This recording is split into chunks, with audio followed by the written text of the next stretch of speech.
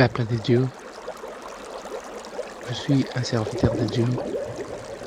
Prenez besoin de vous dire mon nom, mais je suis un évangéliste. J'ai pris le courage de faire cet audio. Comme vous remarquez, je parle à voix basse. C'est parce que je l'ai vu encore. Et cette fois-ci, ça m'a fait peur. Et mon sommeil s'est arrêté. Nous sommes aujourd'hui le 16 mai 2020. Avant que je puisse changer mon avis de ne pas faire cet audio, alors je me suis dit que je le fasse tout de suite. C'est parce que là, le Seigneur me met à cœur de le faire afin de prévenir le peuple de Dieu. Je le vis encore et cette fois-ci, c'est effrayant. Il y a 2 mois, je vis dans mon rêve une lumière qui vient du ciel et me frappe. Et j'étais enlevé, je me suis retrouvé au ciel dans une très grande salle et tout le monde dans cette salle était vêtu de blanc. Et on servait les gens, curieusement, la quantité qu'on donnait à tout le monde n'était pas la même. J'étais curieux et je me disais dans mon esprit, mais pourquoi la quantité est différente? Il y a quelqu'un à mes côtés, comme si il lisait mes pensées et qui va dire, ceux qui reçoivent une grande quantité, ce sont ceux-là qui aidaient les gens, qui faisaient des bonnes œuvres sur la terre. Et je me suis réveillé de mon sommeil. J'ai compris que l'enlèvement de l'Église, c'est aussi un endroit où l'Église, où l'épouse sera récompensée. Mais la récompense ne sera pas la même. Cela dépendra des œuvres de tout un chacun de nous. Pape de Dieu, frères et sœurs, aujourd'hui, curieusement, après 2 mois, curieusement, aujourd'hui, j'ai vu qu'il y avait enlèvement et je ne suis pas parti. Curieusement, j'ai commencé à pleurer, j'ai prié, je demandais pardon. Cela n'a rien changé. Il y avait la panique. Il y avait la panique, Pape de Dieu. Beaucoup de gens pleuraient.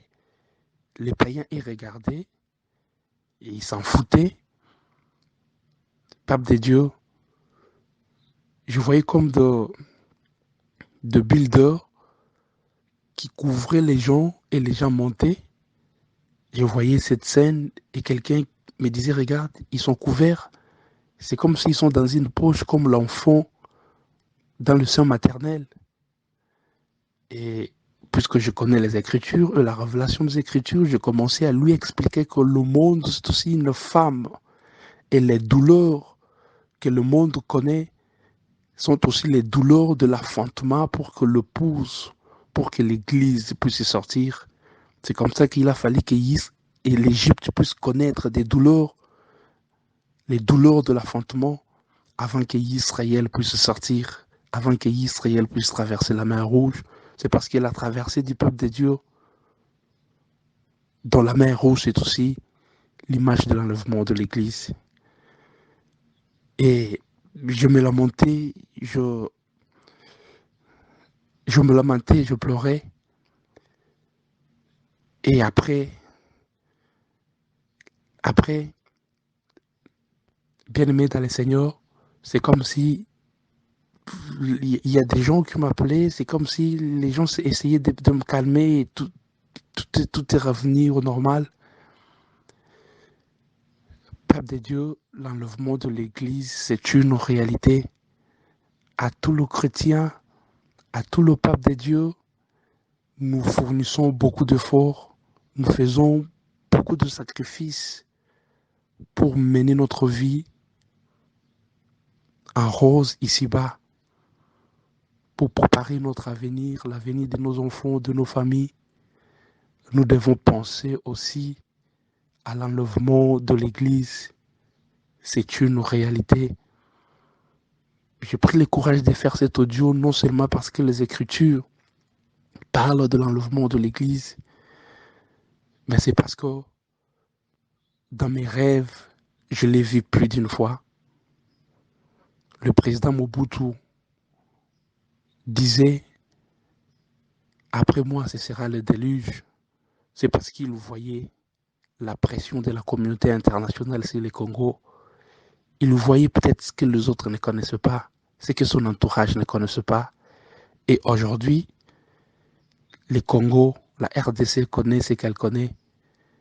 Est-ce que Mobutu était un prophète? Loin de là. Seulement, il voyait la pression. Il le voyait. Il la voyait, bien-aimé dans le Seigneur. Et lorsque nous vous disons ces choses, c'est parce que nous voyons dans nos rêves. Je ne suis pas un prophète, mais dans mon rêve, je vois des choses parfois.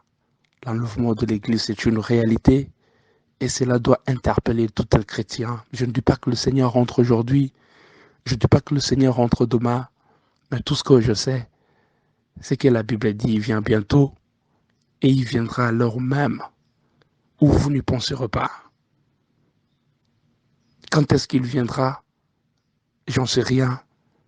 Mais tout ce que je sais, il viendra. Tout ce que je sais, l'enlèvement de l'Église aura lieu.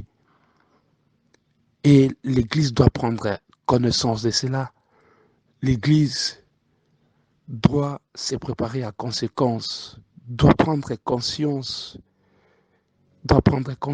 parce que cela, c'est une réalité. Cela, c'est une réalité, bien-aimée dans le Seigneur. L'Église doit prendre conscience de ces choses. L'Église doit se préparer par rapport à ces choses. Puisse donc l'Éternel vous bénir et que ce message soit une semence qui tombe dans une terre fertile et qu'elle puisse produire des fruits. Parce que, bien-aimé dans le Seigneur, ce n'est pas dit baratin, mais c'est dit sérieux. Ne dis pas qu'on dit toujours ça. Les gens parlent toujours de ça. C'est à cause de la pandémie qui met le monde à genoux. Depuis qu'ils disent ça et le Seigneur aussi ne revient pas. Ce n'est pas ça, bien-aimé dans le Seigneur. Ce n'est pas circonstanciel que je vous dis ça parce que le temps de la fin n'a pas commencé aujourd'hui. Ce que nous connaissons, le monde l'a connu aussi avant. Mais le Seigneur vient bientôt.